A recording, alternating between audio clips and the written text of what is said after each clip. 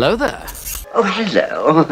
Hello, welcome to this video. And on this video, Rob Groucutt and myself are going to be ranking the Star Wars films. We've got 11 films here. So it's the 9 standard Star Wars films. Then we've added into it Solo and Rogue One. We haven't included Clone Wars because it's a cartoon.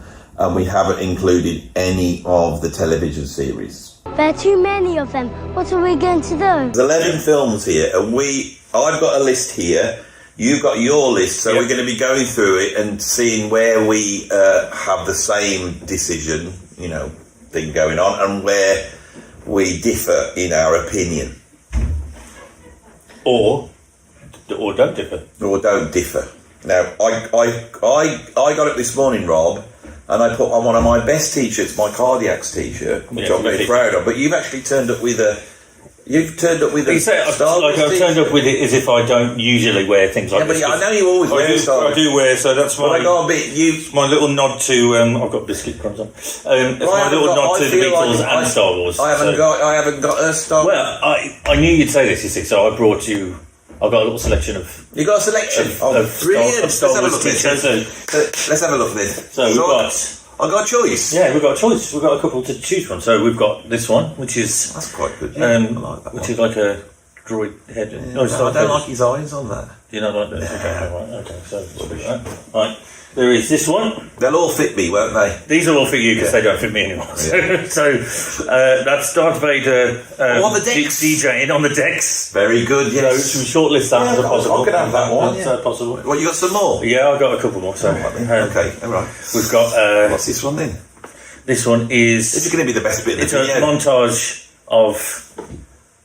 That's a bit boring, that one, isn't it? Is that a bit boring? Well, it's just a black and white drawing of a bit of spaceships flying about. I'm not so keen on that one. All right, okay. There's this one, which is sort of Star Wars, but sort of, which says, sounds nerd, I'm in the Star Wars. I'm not a nerd. You are. I am. But I'm not. I'm not wearing nerd. As is evidenced by these t-shirts. Yeah. How many have you got? There's more. So I've got this one. Actually, this is one I do wear quite often. So that is. It's like a.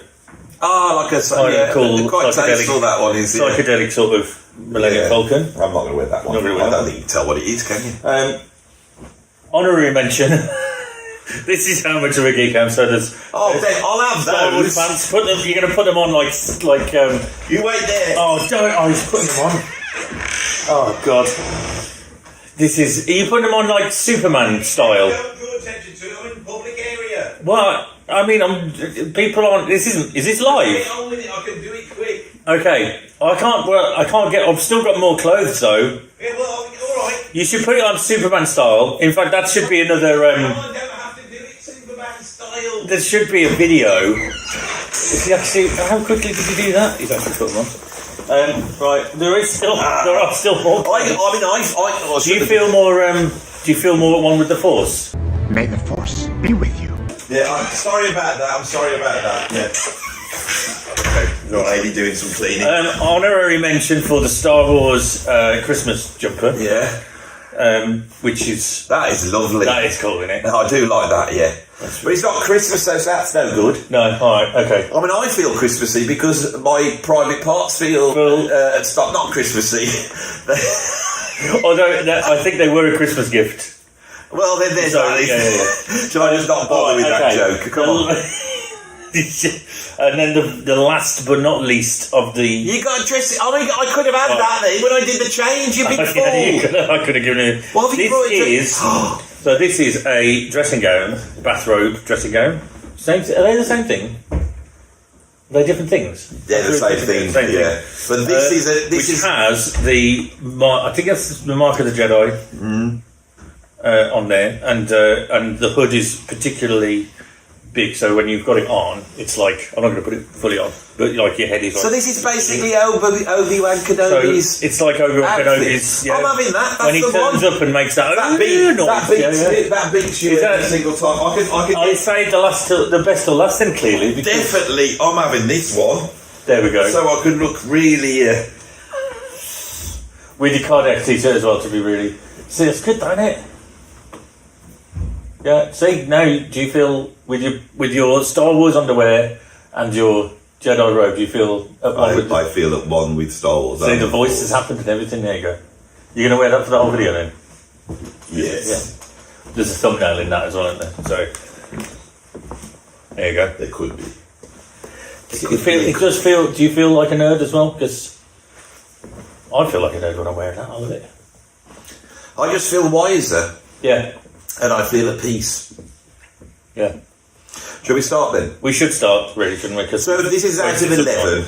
And so at 11, the worst of all the Star Wars films, I have Rise of Skywalker. This is where the fun begins. Yeah. What have you got? Do you want me to say what I've got? He's not a nerd, but he's got his list on his watch. He's got a list of the Star Wars from bad to good on his watch for reference if he's like in Greg's or something. And he goes, Rob's such a nerd, but it's because we're using my phone to film and my list is on my phone, so I had to do a screenshot and do it. You have it all the time. Yeah, it's always on there, to be fair.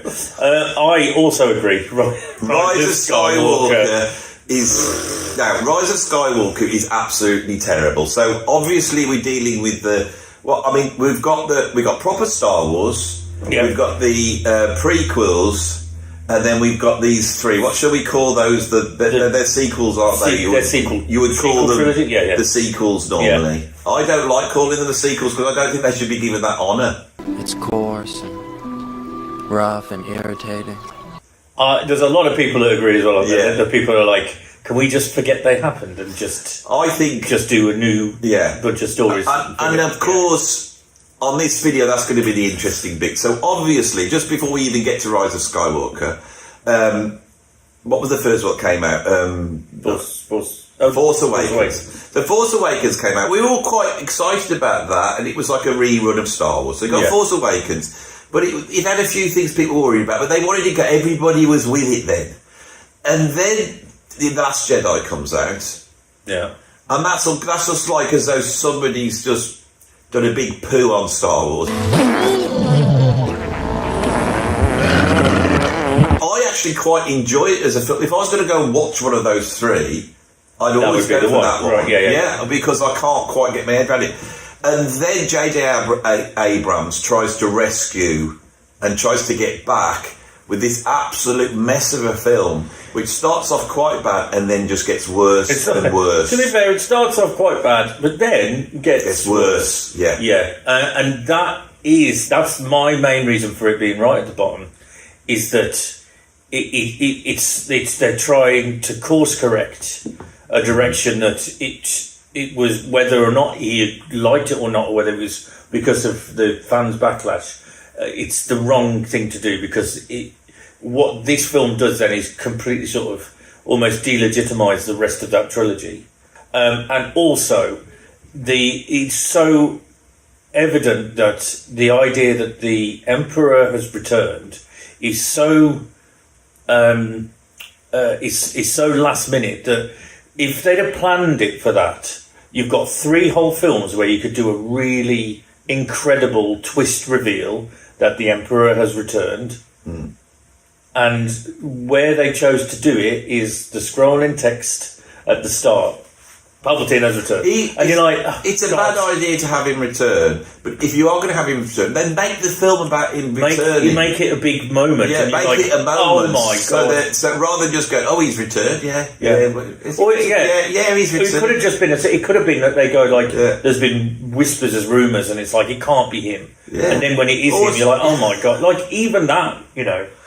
Apart from all the awfulness that everyone else has said, for me, I saw Star Wars in 1977. This is nearly 40 years of my life, right? You go through all of this, and then you end up with this last film, and this is going to tie it together. You can't go wrong at that point, right? Whatever's going to be the ending's the ending. It doesn't matter what it is. As long as it's a good ending, you know, it's the ending, right? Yeah. What we got was basically, I was sat in the cinema with these stupid glasses on, trying to see it in 3D. I was with you, wasn't I? Yeah. You know, and trying to see it in 3D. I don't know where they are. They're in some black space. I don't know whether it's a massive space. I don't know if it's inside. I don't know if it's outside. I don't know if there seems to be thousands of people there. But yeah. And then everybody's turning up. Everybody in the world's turning up that's been anywhere. And if they're dead, they got voiceovers whispering in. And you've got Palpatine, and you've got Rey, and the other one, and he's dying, or he might be. I cannot tell you what the ending is. I actually don't know what the end is, because when I get to that point, I'm switched off so much. Right, I've switched off. I don't know, and this is the end of like almost like a 30 to 40 year journey to this point. It shouldn't have happened. How can you do this? This is outrageous. It's unfair. Just should not have happened. And for all the awful things in there, you know, like, oh, let's kill Chewbacca. Oh no, let's not kill Chewbacca. Oh, we haven't. Palpatine's back, everybody. It's an absolute mess. Yeah, it doesn't. And if I'm right as well, I don't think J.J. Abrams was supposed to be directing the last one. The plan was never him to do that. And so he's obviously come back and just gone, oh, I'm gonna make this right. Yeah, and you feel that all the way. And you're just like, it is also just to maybe attack J.J. Abrams a little bit. If anybody watched like the series Lost, which was like the big first, major thing that he did, and he did a similar thing with there. He completely backtracked on like how the story, and then it just wrapped up in a really bad way, and it was like I never watched that. It's just I remember everyone moaning about the ending. Yeah, well, because basically, I mean, we're going off topic, but he'd originally said, and this isn't going to be spoiled. Was it the one where Bobby Ewing had dreamt it, or it was? No, it wasn't quite like that. The whole series of Lost was just basically Bobby Ewing's dream. So he was asked really early on, after a couple of seasons, going like, "Are they dead? Are they dead? Are they in like some kind of purgatory?" And he went, "No." He said, "There's a lot of theories out there, and I don't like to comment on them, but that is one that I'll categorically say is not the case." And then it goes to the end, and it was that they had all died, but it was just like it just all felt. It was just like and that's what he felt. Just feel a bit at the end of. I saw a film. I don't know what the name. It was a brilliant film.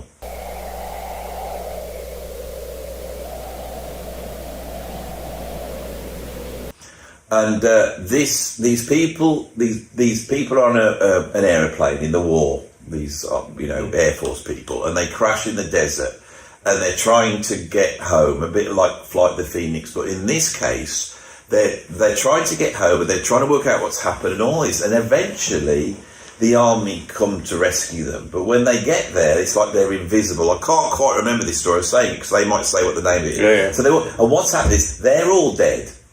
And they start digging up all the bodies, finding the bodies. And every time they find a body, someone just disappears. And then at the end of the film, it's left to this one bloke, and he realises his body's under the plane. And then the guys just go, "Oh well, we can't find the last body," and they just drive off, and they leave him there in the middle of the desert as a ghost for eternity, stood there on his own.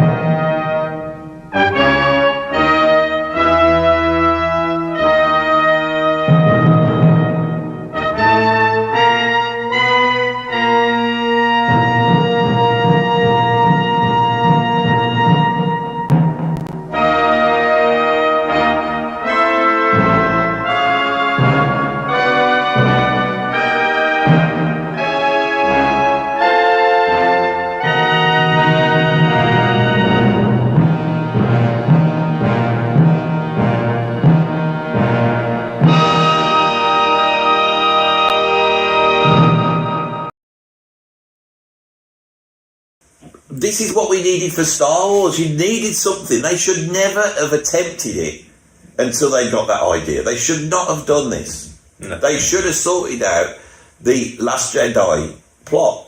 Yeah, they should have committed to that. Yeah. That's my biggest bugbear. Because that one, for me, the thing I actually like about that one, even though it's awful, it's going to be low on this list, right? It's actually, for me, it's the next one on the list. It's The Last Jedi. Right. So that's what I've got at number 10. But filmically, it's got some nice things. I like the sort of icy landscape, and I like the red when they go across it. I like the foxes and stuff like that. In terms of the plot,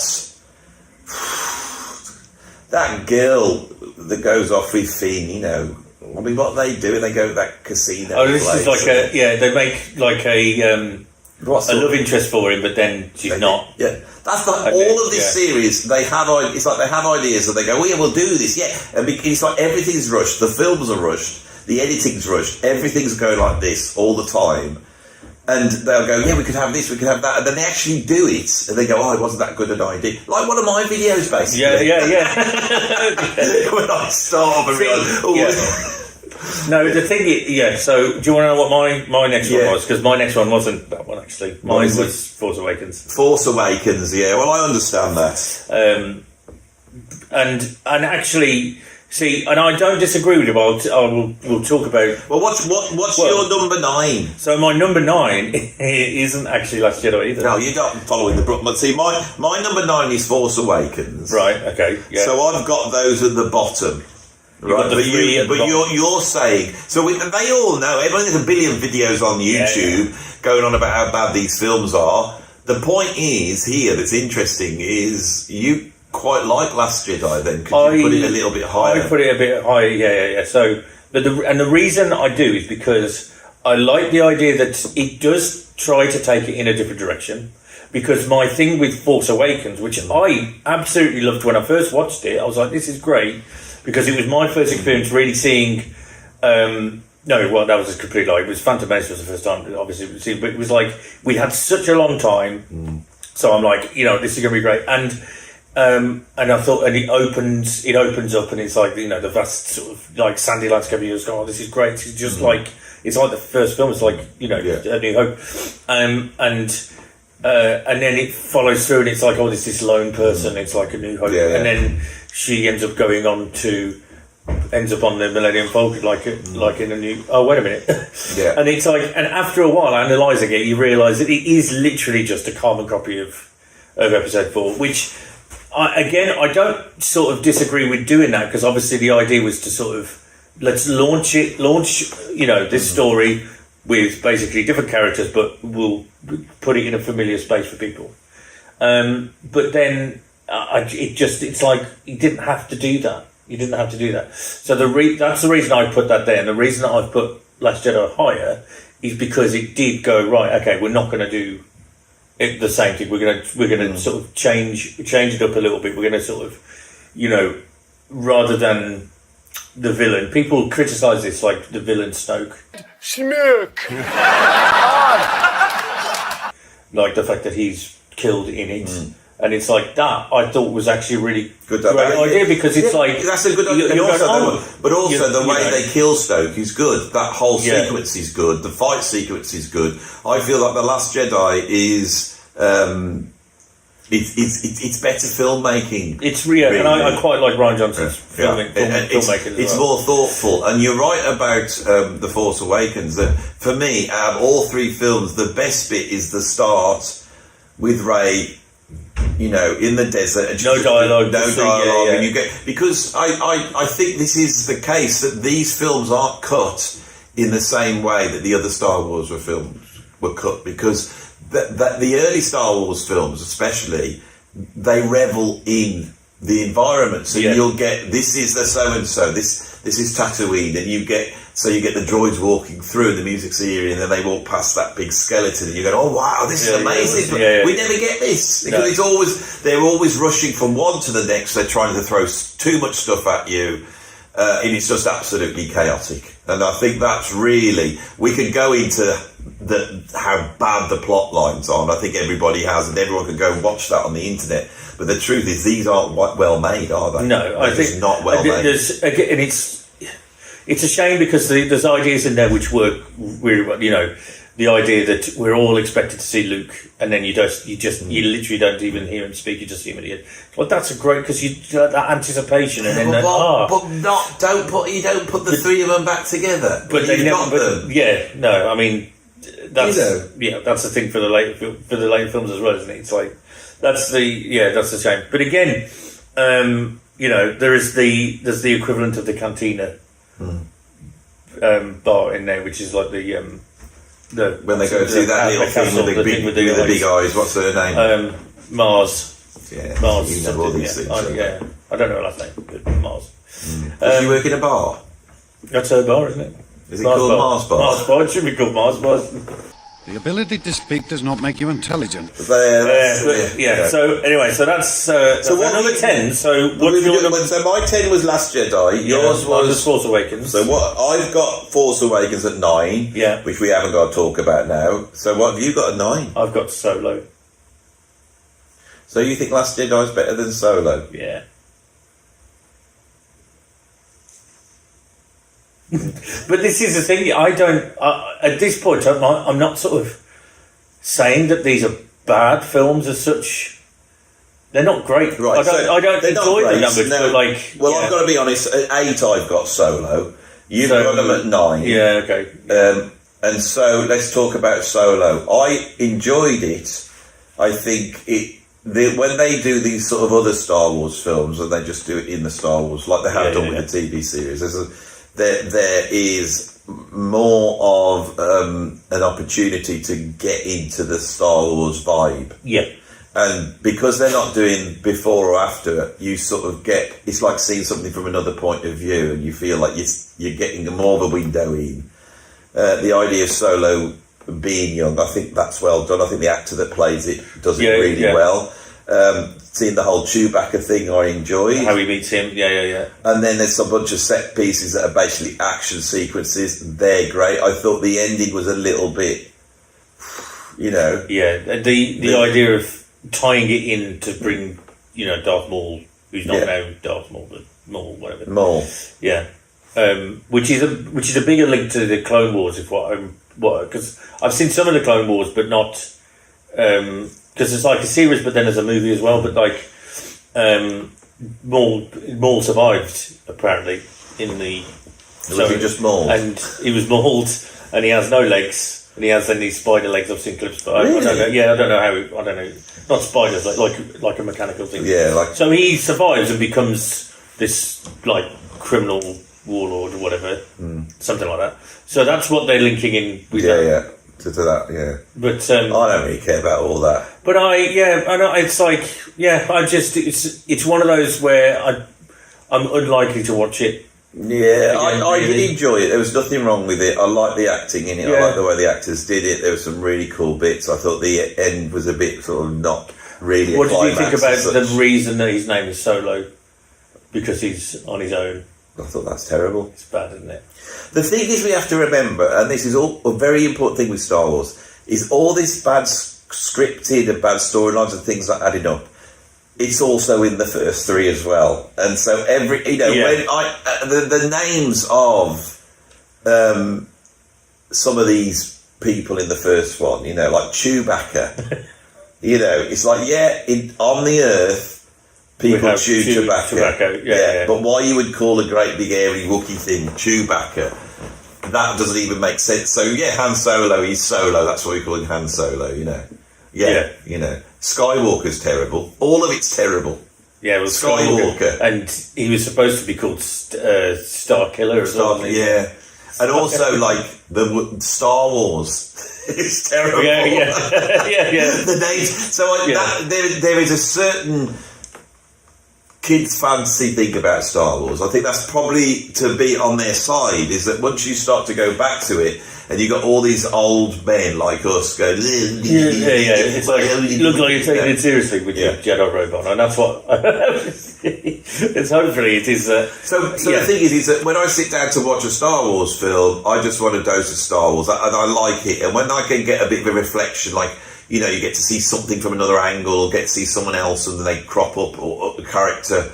You know, in what were these ones called? The ones with him in The Mandalorian. The Mandalorian. That series built up, and then Luke Skywalker walks in, and it's like when he walked in, even though it's CG, I'm like, oh my god, that's Luke Skywalker. My god, that's like a treat. But there's elements in there as well, because there's things like there's lightsabers in there. And there's references to, you know, to real Star Wars lore, which I don't think there is as much of in Solo. Solo's like if you just change his character a bit and just change a few of the sort of, it could just be just some sci-fi film set, you know. Well, it may have been that they had some sort of storyline for some sort of bounty hunter type, and they went, "Oh my god, you never know." But it's all right. It doesn't. It's not. It doesn't offend you, does it? That's the point. So I've got Han Solo at 8. So I assume at 8 you've got.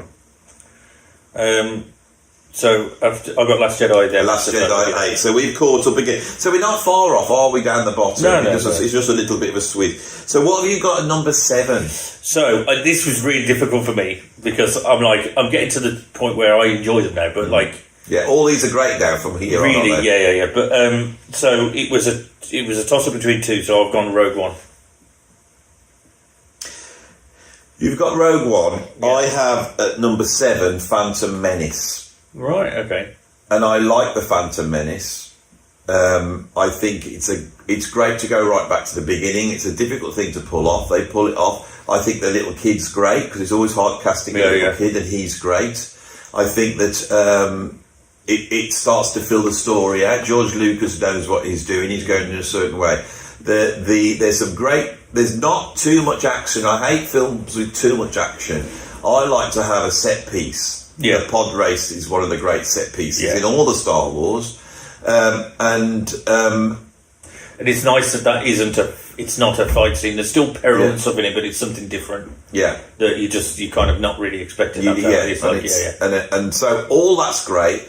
Obviously, he really relied on CGI, and the CGI at that point wasn't like it is now, and that dates the film for me. So I don't like all the CGI. People going about Jar Jar Binks, he doesn't bother me at all. No, I don't. Not that. He's a silly character in a bunch of silly films, which are great films. We love them, but there's loads of silly characters. And like, if you're gonna dislike Jar Jar Binks, then you're gonna have a problem with the Ewoks, aren't you? Yeah, and I mean, and also Jar Jar Binks' boss guy, who is voiced by Brian Blessed, and you can't criticise that big fishy fella. Yeah. You can't criticise Brian Blessed, can you? No. And so is Warwick Davis in the first Star Wars? In Phantom Menace. Oh, he's probably, isn't he? That's the thing with Warwick Davis. You don't actually know what he's the only actor where you assume he's in a film. You just go, he's got to be in Phantom Menace. What is he? It doesn't matter. He's probably a cacti or something like that. A cactus. He is, well, because he or a wheel or something like that. Oh, do you know what? Didn't he play? Didn't they have him as R2D2? We just showed like we. I mean, I don't know. I mean, we could. You know, Kenny Baker. Yeah, I met him. Yeah. I was doing a gig in Blackpool, and he came in to the venue to watch the gig. And then when I was pulling my gear, he was sat there, and I went, "Hello," and he went, "Hello." And I spoke. I think of all the Star Wars actors, he's the only one I've met. Yeah, but I didn't meet him. Warwick Davis is mate, don't he? He went down to. We can't have other people. That's no good. So Phantom Menace. Let's have a chat about that. Yeah, all right. I like it. I think it's a good start. Yeah, I've said my bit. What did you think about Phantom Menace? As I said before, it was amazing to go and see that. My first experience of a Star Wars film properly, new one at the cinema, which is why I've got mine a little bit higher. I think because I have a bit of an affinity to it for that.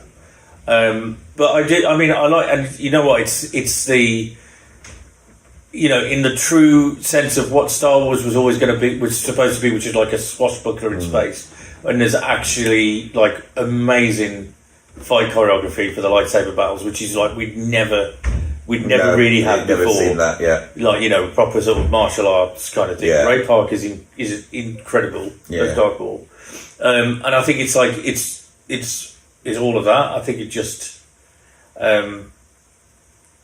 satisfied everything really, and it is funny because I think it would be interesting to see if we'd have done this if the sequel trilogy never existed. How would we sort of rate these? Yeah, whether we'd be harsher on them and we've learned to because I think we used to be more harsh about this. But now with these ones, we're like, oh, actually, do you know what? Lord George Lucas really did know what he was doing. Yeah. And I don't even think it's George Lucas, it's the fact that you've got films, you need one person. It's like when you watch the special features of George Lucas making these films, he's in there, and they've got a billion mock-ups of whatever character it is, or say it's like a handgun, and they literally come in because he's an auteur, and you see it all laid out, and he goes, we're going to have that one. Yeah. And nobody questions it, whereas these are being made by committee, you know. Anyway, I like The Phantom Menace. The other thing with The Phantom Menace is if you've got kids... Right, and this is the thing with me. I was 9 when Star Wars came out. I can remember going, oh my God, this is the best thing I've ever seen. This is amazing.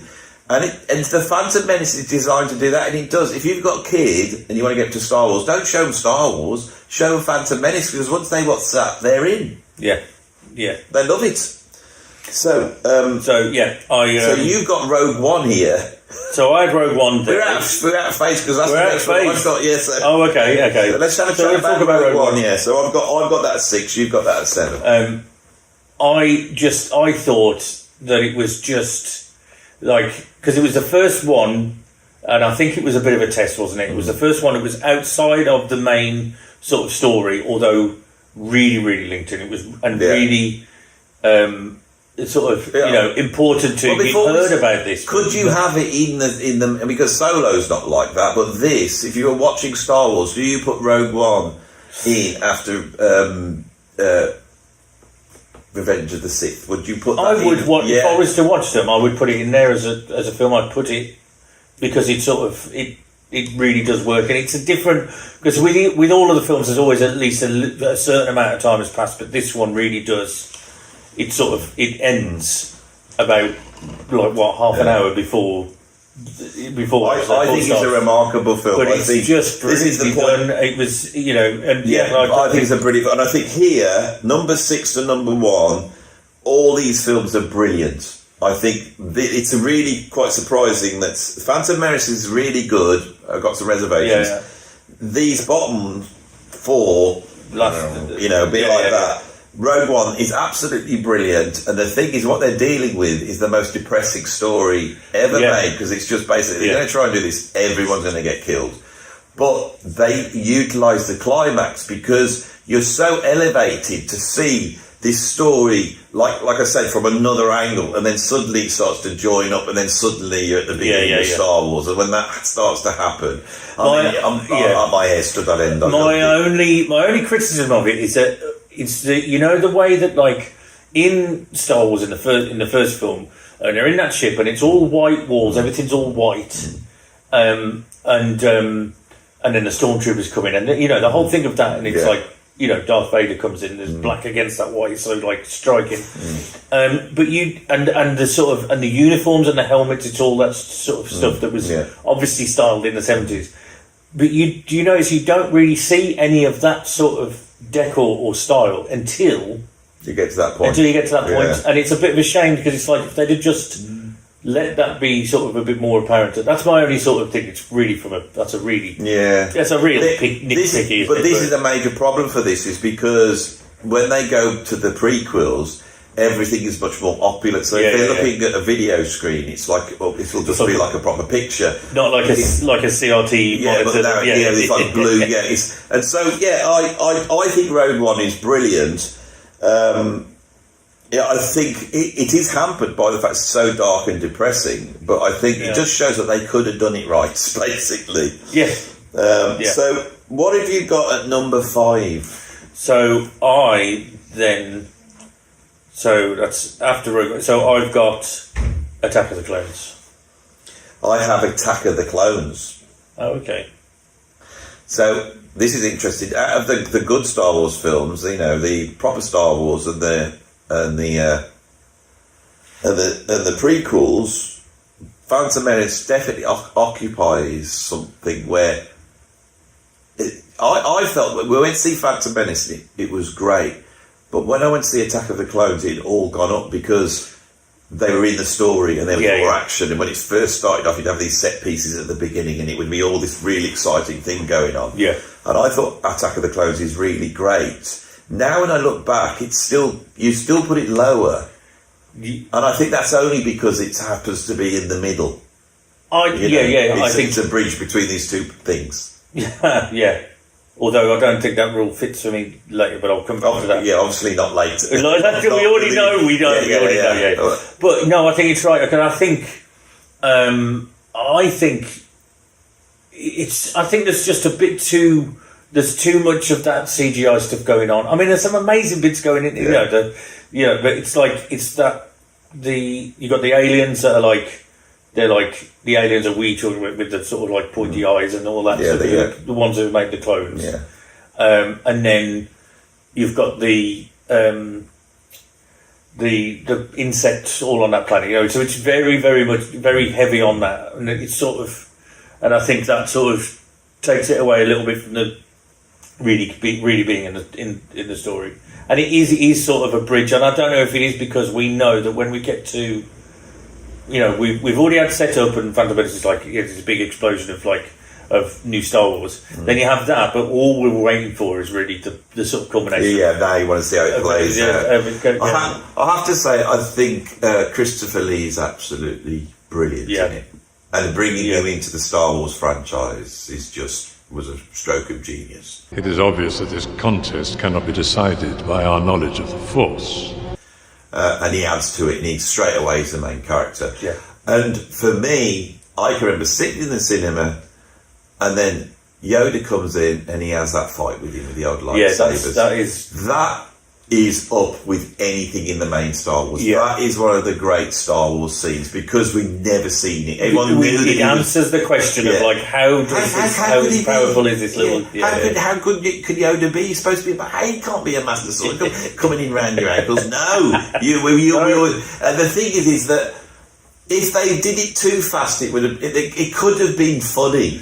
Yeah. And it's not. It's brilliant. And the thing is, it does make you think, like, oh, you know what? It would be like his size is his advantage because it would be terrifying to fight this thing. It's like swatting away a mosquito in the night. It's like being attacked by a Jack Russell, and he realises he's only small. He can probably take you out.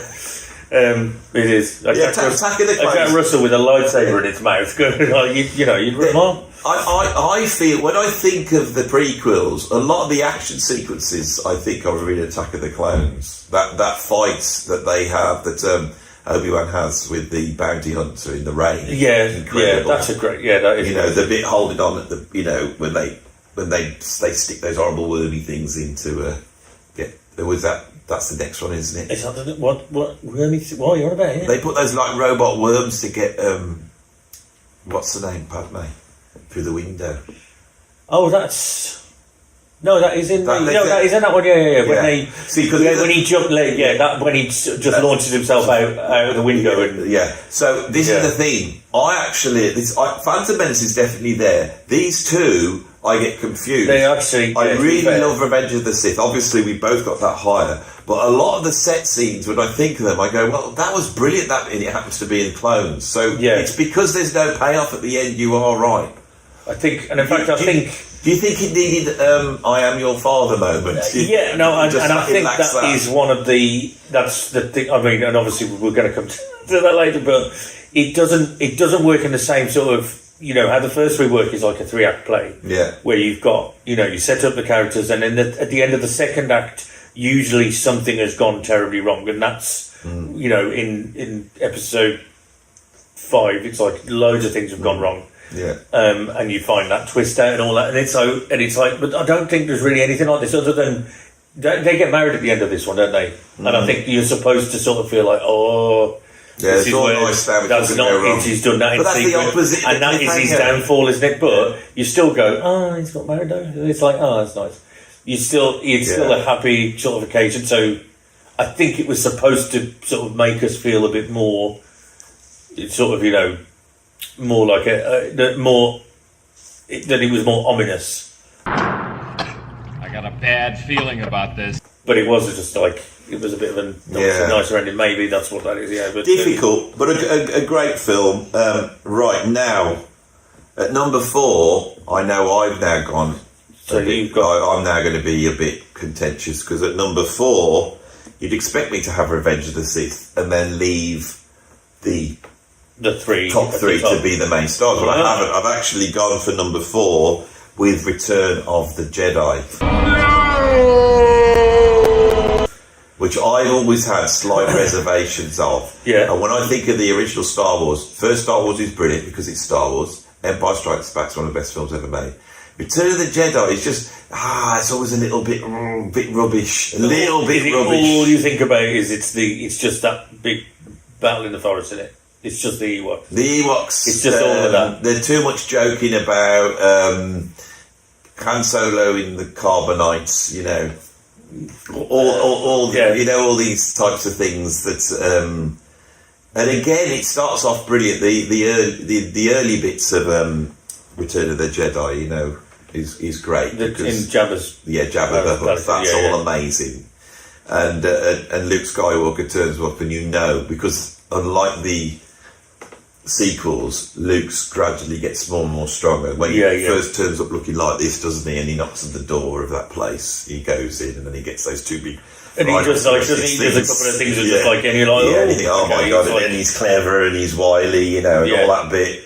But it's also a little bit too Muppety for me. That was always a problem with Star Wars, but I don't see the first 2 as being that Muppety. I know. This one is very Muppety. It's funny because I think one of the main things you're thinking of as well, it's the little creature that sits on Jabba. But also... And the thing is, this is really good because I know his name as well. His name is... Do you ever guess what his name is? See if you have any... I don't know, is it Ralph? No, it is Salacious Crumb. And I only know that because I reference him. Or why can't I? It's like when somebody's really annoying. When somebody when your kids, maybe more when they were little, but when they just don't leave you alone, they're just like, hey, can I do this? Can I have this? And it's like it's just like that thing that's just there all the time. It's like but when he goes under the dungeon and then that big thing comes out and he sticks the bone in his mouth and all that bit and runs out.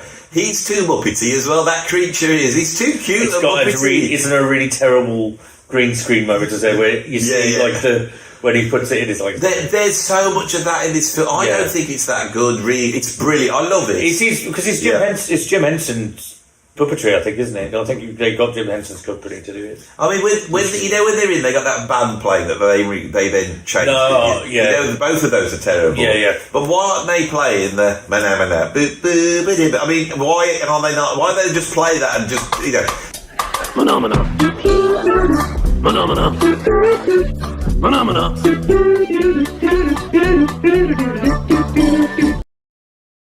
Now, I've got to be honest, I saw this at the cinema. I was like, when did it come out? 83? Yeah, it's 83, yeah. So I'm 15. So I see the first one, I'm 9. I see the last one, I'm 15. I went with some little kids with my cousins. So they're loving it. I'm there. They're going, the Ewoks are there. The thing is... I don't know about it. Maybe I'm too old. And then at the end, when they fly inside the Death Star, in the cinema at the time, it was like, oh my God. Yeah. It was as though they had all the incredible sequences to put the Millennium Falcon inside the Death Star, fly it through and blow it up, which was like an echo of the end of the first film, but even further out. Yeah, because it's supposed to be like massive, isn't it? That one, it's a bigger one. But it's also interesting to say that because we didn't have that same feeling when in the first Star Wars where they go into the cantina and you've got like one of the coolest modern jazz pieces of all time. They're not Muppety. They're not Muppety. No. They're all like sort of more scary creatures. They're less comic. Yeah, they're not moving around like that. And then when they walk, they go, you know. They're not doing all this, are they? You know, it's all like that. Well, let's go now, you know. Yeah, it's right. If you want to know what the other thing that fell off, it's a tiny little thing. I don't know where it's come from. Look at that, this little C-3PO. These two are always in the back here. I have a Star Wars reference at the back, and all those things there are important things. They all relate to important things. So this is how important it is. So what have you got number 4? He asked knowingly. I've got Attack of the Clones. No, is that what? Where are we? I've got Revenge of the Sith. You've got Revenge of the Sith, right? Yeah. My daughter's been watching these films. She's actually sat there watching it now. So she's been reacting to it. And then I've had this happen before. When people watch the whole lot, the best film for them is Revenge of the Sith. That is the culmination of it all.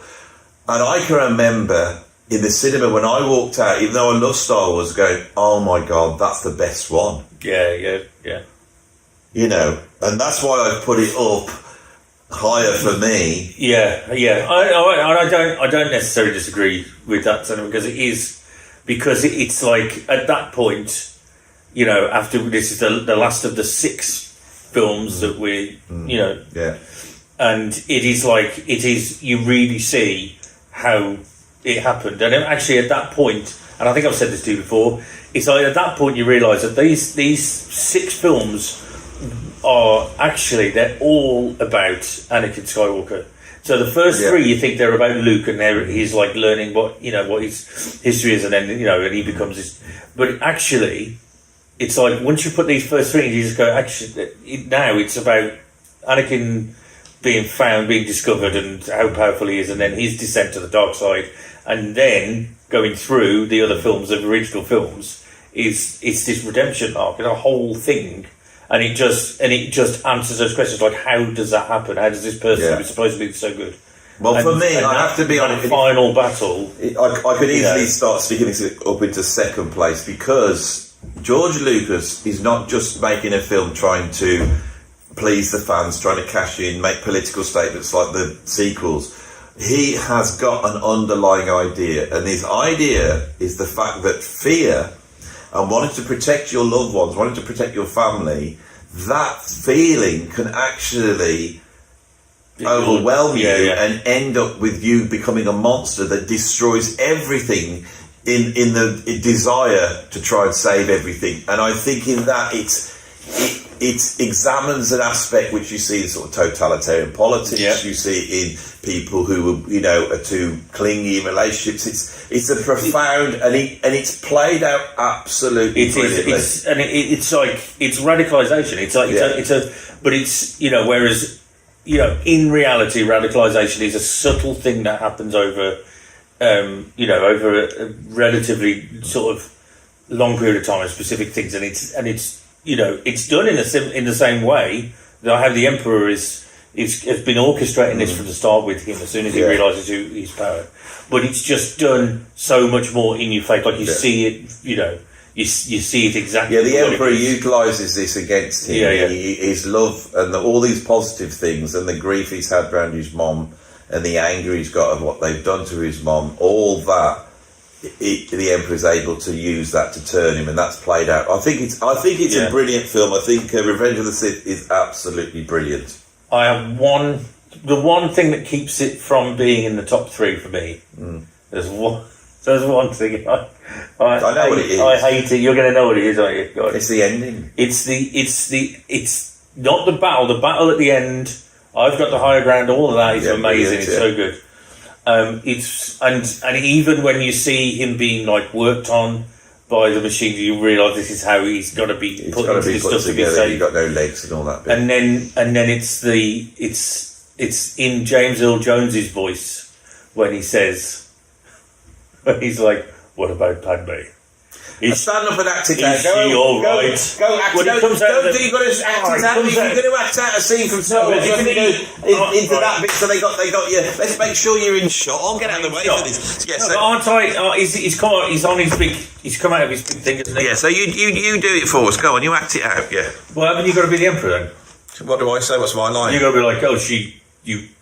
Did he say you killed her? I think he said you killed her in your anger. I'll do that then. So I'll be the Emperor. Yeah. So I'm sat there and I'm like, oh yes, I've got a Darth Vader. I've got a Darth Vader. Brilliant. Let's wake him up, see what he says. What about Padme? Is she all right? No, you killed her.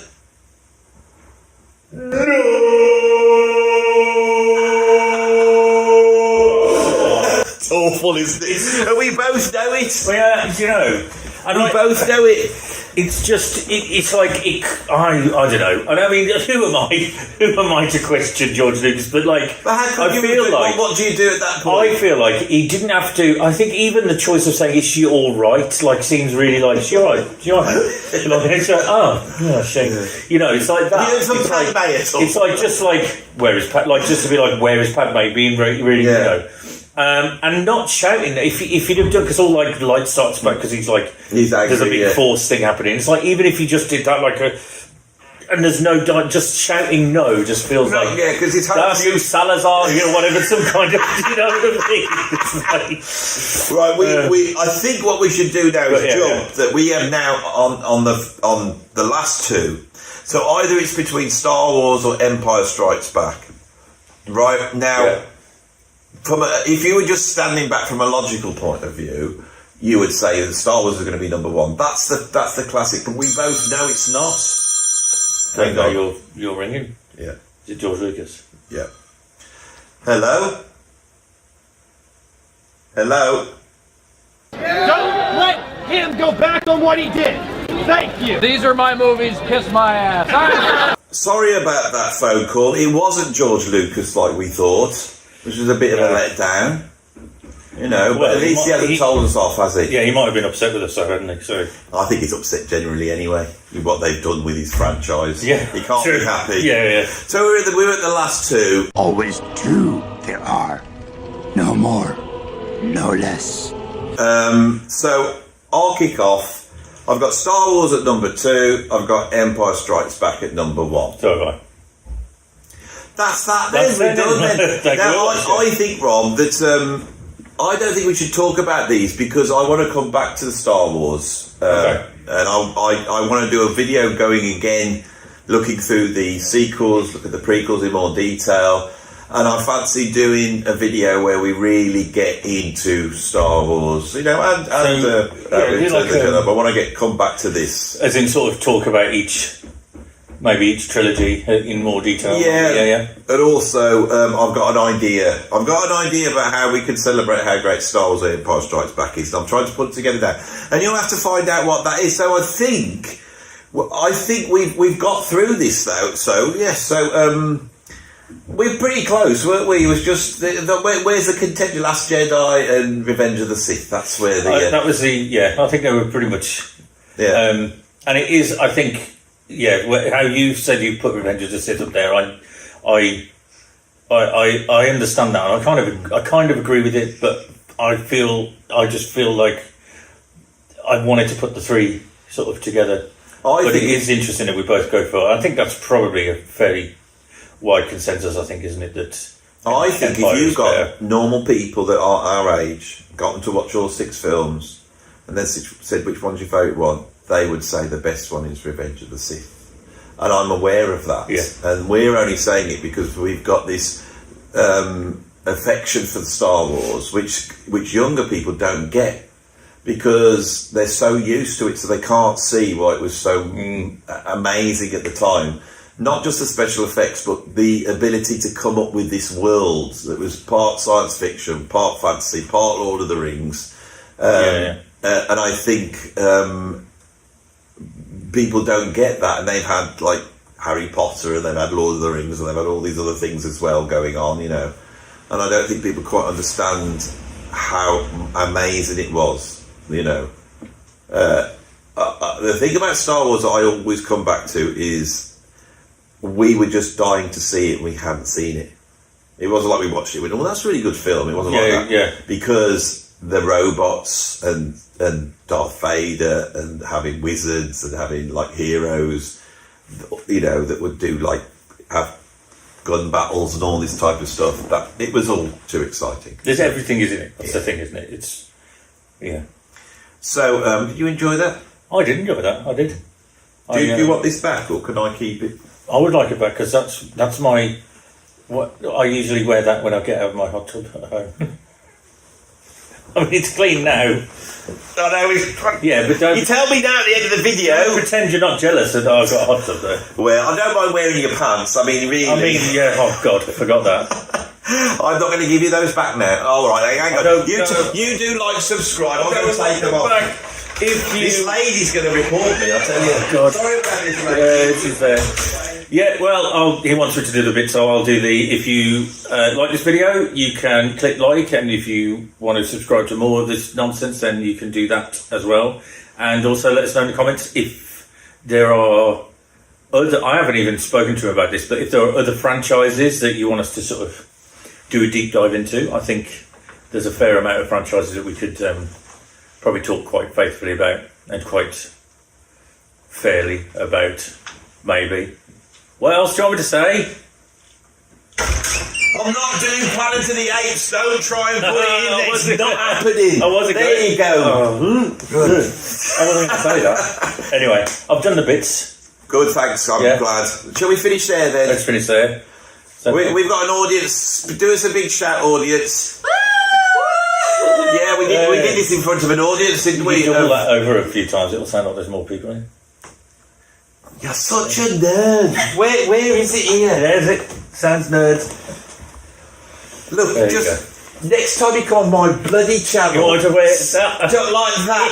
I want it like that, over your face, like that, and you don't say anything. You just sit there like that.